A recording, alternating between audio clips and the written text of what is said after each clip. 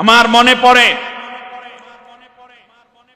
এর আগেও বিশ্বনন্দিত মুফাসসিরে কোরআন,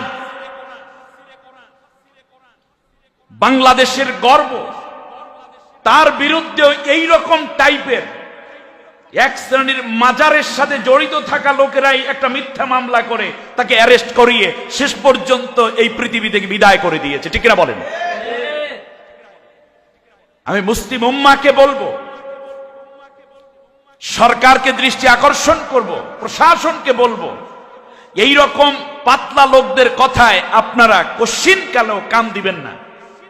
তার কারণ শেখ আহমদুল্লাহ বাংলাদেশের একজন সম্পদ, মুসলিম মিল্লাতের একটি সম্পদ। তিনি যেই কাজগুলো করছেন তার দ্বারা আমাদের পরবর্তী প্রজন্ম ইসলামের উপর টিকে থাকার জন্য সহায়ক ভূমিকা পালন করবে। নিজে দ্বীনের কিছু কাজ করেছেন, সর্বোপরি মহা